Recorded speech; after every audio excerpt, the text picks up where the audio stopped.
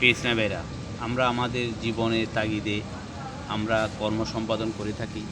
যখন আমরা একটি কর্মস্থলে যখন আমরা একটা কাজ করে থাকি, তখন আমরা বায়ার আমাদের একটা নমুনা দেয়, সেই নমুনা অনুপাতে আমাদের কাজ করতে হয়। নমুনার বহির্ভূত কাজ করলে কাস্টমার বা বায়ার আমাদের থেকে সে পণ্যটি নেয় না। দেখেন, এই যে দেখা যাচ্ছে, এই আপনার এখানে একটি ডট রহিয়াছে, ছোট্ট একটি ডট রহিয়াছে, আমি এটা মার্ক করে দিয়েছি। এরপর এই যে প্লেসমেন্টটা, এটা আপ ডাউন হলে হবে না, এটা এটা এটা বরাবর সমান থাকতে হবে, প্লেসমেন্ট সমান থাকতে হবে। তাহলে এই অনুপাতে যদি আমি কাজটা করি, বায়ার নেবে। এরপর দেখেন এই যে কাজটা, এই কাজটাতে এখানে ডটটা কিন্তু পড়ে নাই, ডটটা ছাপে পড়ে নাই।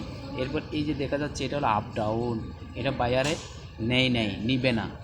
এখন প্রশ্ন হলো, আমরা যখন ইবাদত করি, আমাদের অনেক মুসল্লি ভাইদেরকে দেখা যায়, আমরা যখন নামাজে দাঁড়াই, আমরা টুপি ছাড়া নামাজে আল্লাহ সুবহানাহু তাআলার সামনে আমরা দাঁড়াই, টুপি ছাড়া আমরা নামাজ পড়ি।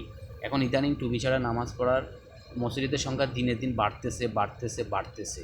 এভাবে বাড়তে থাকলে দেখা যায় টুপির ব্যবসা বন্ধ হয়ে যাবে, টুপি নামে কোনো সুন্নতের কোনো কি আমল থাকবে না, এটা সুন্নতের একটা আমল থাকবে না। কিন্তু প্রশ্ন হলো, এখন আপনি যখন আল্লাহ সুবহানাহু ওয়া তাআলা যখন আপনাকে ধরবেন, যে বায়ার যেহেতু একটা ডটের জন্য এবং আপলোডের জন্য আমাদের পণ্যগুলো নেয় নাই, ঠিক তদ্রূপভাবে আপনি যে সুন্নতের আমল করেন নাই, সুন্নতকে আপনি বৃদ্ধাঙ্গুল দেখিয়েছেন, আপনার ইবাদতকে যদি আল্লাহ সুবহানাহু ওয়া তাআলা যদি রিফিউজ করে দেয়, যদি আপনাকে গ্রহণ না করে, তখন আপনার জীবনটা ব্যর্থ হয়ে যাবে।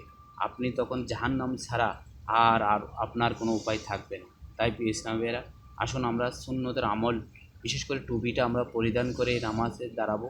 বর্তমানে যুব সমাজ, শিশু থেকে শুরু করে অধিকাংশ, এমনকি মসজিদের প্রথম কাতারে, এমনকি ইমাম সাহেবের পাশেও মানুষ টুপি ছাড়া দাঁড়ায়, যেটা কখনো ইসলাম সমর্থন করে না। কারণ সুন্নতের এক গুরুত্ব অপরিসীম। তাই আমরা নবীজির সুন্নত টুপির আমল করবো ইনশাআল্লাহ।